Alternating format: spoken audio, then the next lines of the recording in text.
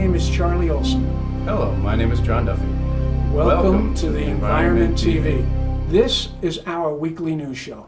In the short time that we have with you right now, there are more environmental topics than we can cover.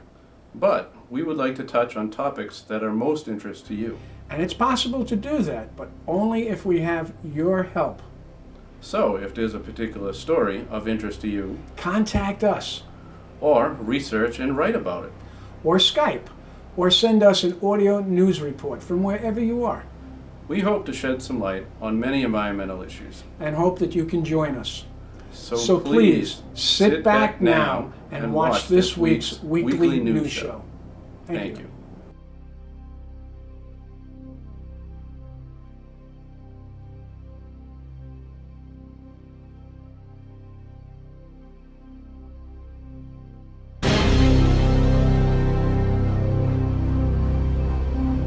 The overview, I think, is a very simple one. As the chairman summed it up, we know we have a major problem with global warming. It could be called, if we were writing a movie script, Death of the Earth. We lived through it in Sandy. We are living through it in things like West Nile disease. We're living through it in elevated food prices from drought-stricken areas. We're living it through wild and crazy weather changes. This is not going to be pleasant stuff. We're looking at a very ugly future. Now, we're looking at this. One of the critical things to understand about global warming is we tend to talk about this as a failure. Human beings have not done X, Y, and Z. The truth is, global warming is a problem of success. We created the world of fossil fuel so we could have this wonderful industrialized world we live in. And we are being asked as human beings now to do the hardest thing human beings can do, which is to turn your back on success. Turning our back on success with the fossil fuel industry means two things. First of all, it means turning our back on an industry that we elevated to make $600 billion a year. And secondly, it means turning our back on a way of life that we've all become accustomed to.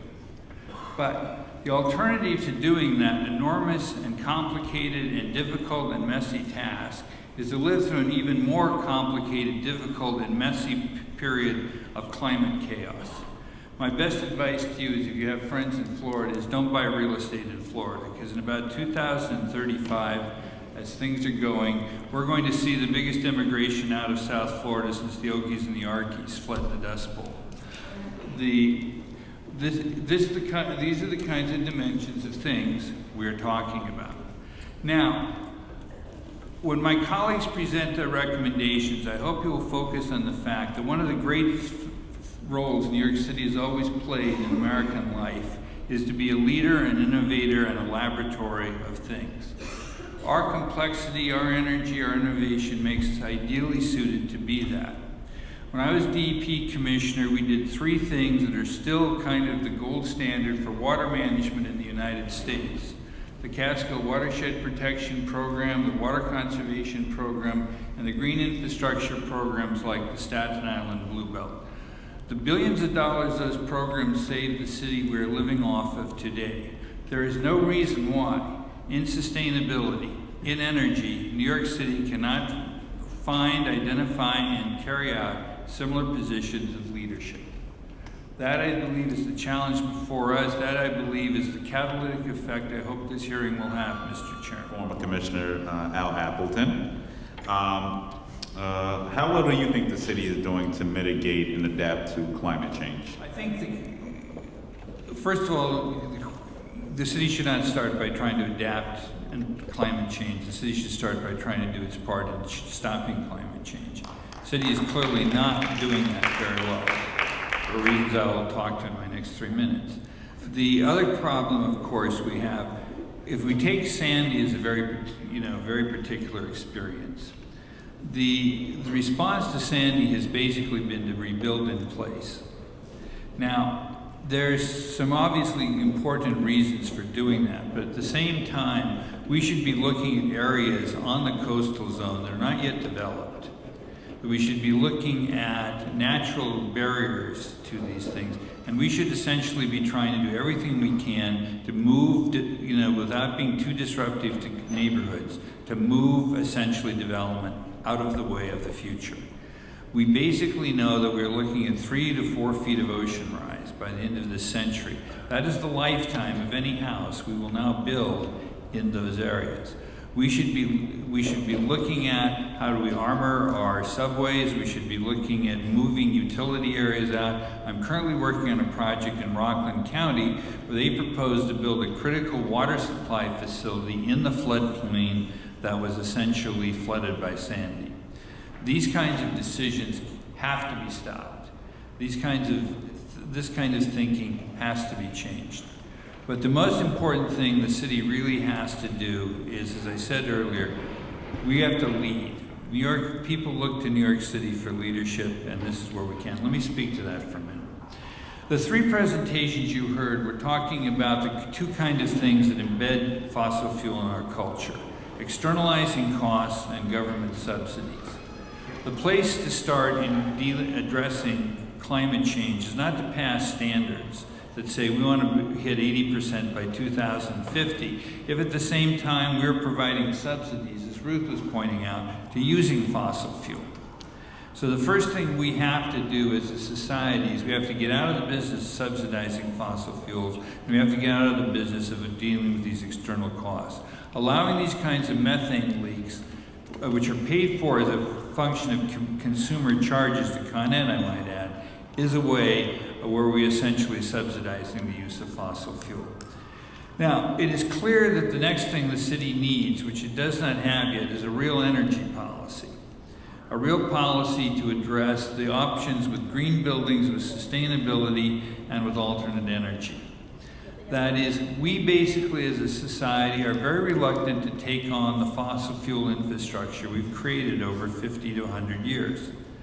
Change is difficult, change is scary, but we're going to get change shoved down our throat. We have 2 choices with this change. We can either manage it ourselves, or we can sit back and duck and hope something comes out at the other end.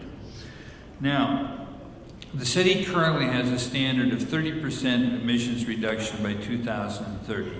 This is, I've sworn to tell the truth, pathetically inadequate. I mean, if you can't make 30% by 2030, you should essentially go out of business. This is not essentially a standard at all. What I would like to recommend to this council is that once the march is over and once the mobilization is done, that the place to look for is I would like to see this council help provoke a public debate on how fast the city of New York can get to being carbon neutral.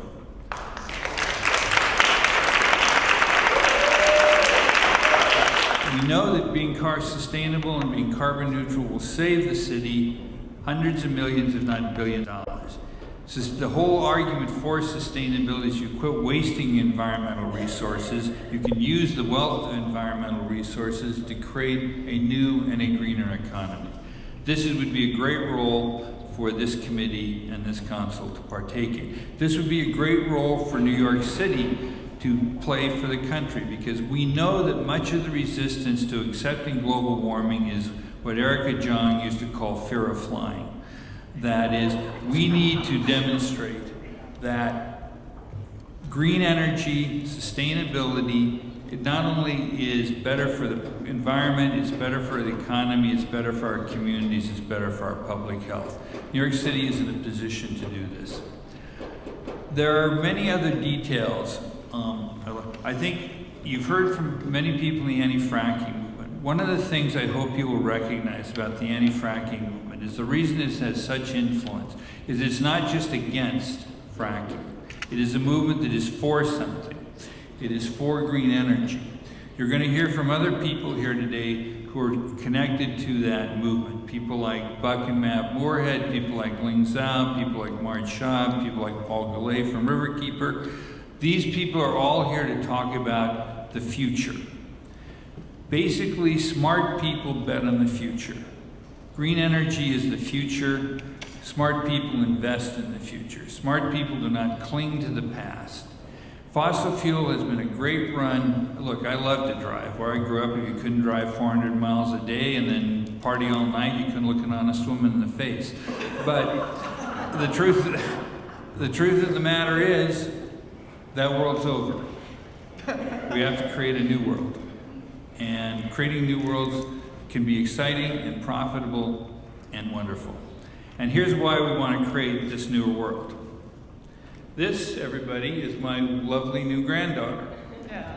She will live to be 82 years or into 2095, which means if you look at all the projections of ocean rise, all the projections of climate change, they will come over her life like a wave if we do not do something about it.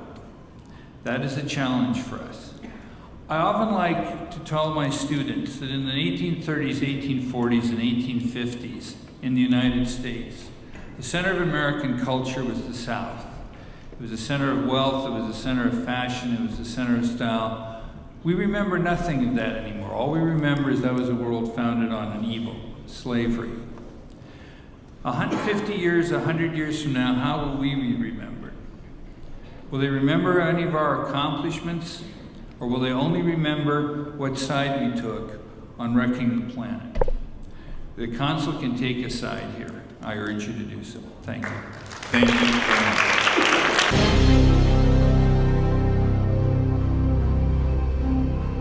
And yes, that was me on Jon Stewart's Daily Show on Wednesday, August 27th. It was a picture from the Earth Day March, and you'll find 20-some minutes of that march on the Environment TV website.